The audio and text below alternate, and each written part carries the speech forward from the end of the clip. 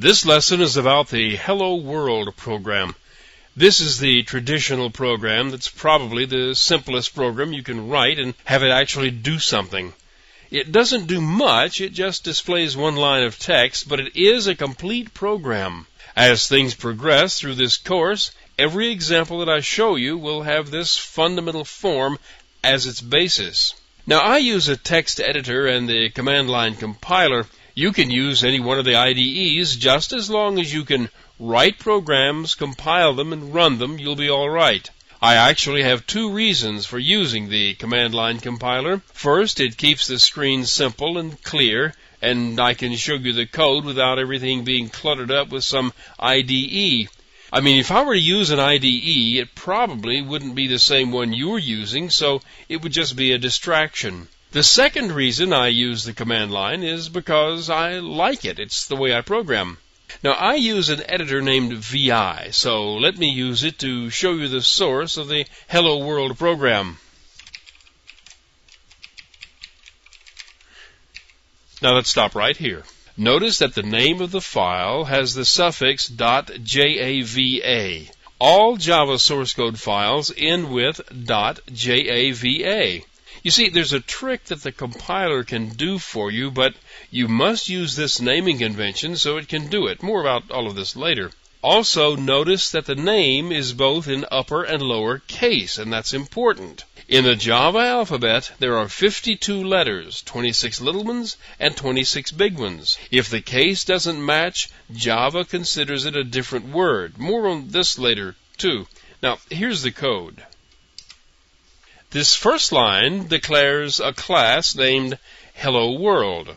Notice that it is spelled exactly the same as the name of the file, including upper and lower case. This class is declared as public, which means it is accessible by name from any place. This second line declares a main method.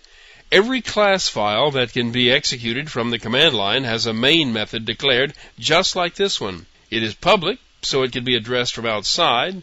It is static, so it will exist without an object being created from the class first. That is, this method resides in the class, not in each object constructed from the class. It's declared as void because it has no return value.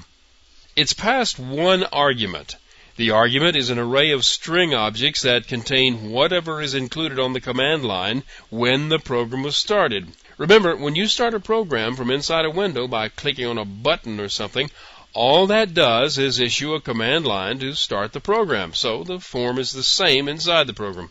Now, the main method just contains this one line of code. The call to print line outputs the text.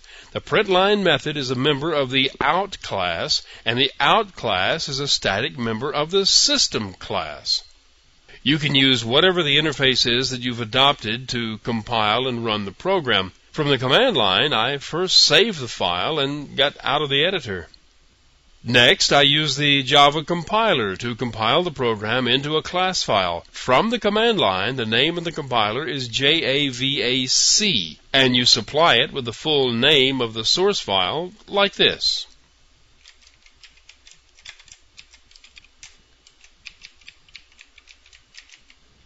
If you don't get any error messages, that means it compiled and you now have a class file.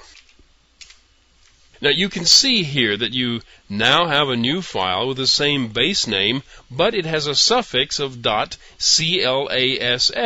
This file contains the same information as the original source file, but now it has been translated into a form that can be executed.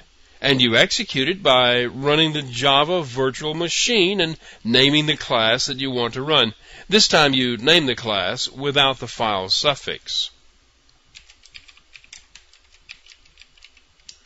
Now, that's how every Java program is written, compiled, and run. If you use an IDE, the process may seem a little different, but the things that happen are exactly the same. First, you use the built-in text editor to write the source code and save it in a file of the proper name. Next, you use the built-in compiler to create the class file. And finally, you use the Java virtual machine to load and execute the class file. Now, later we'll be dealing with programs that are made up of several class files, but they all compile and run in exactly the same way. They all start running with a class that has a main method in it, and then the other classes get loaded and are worked on from there.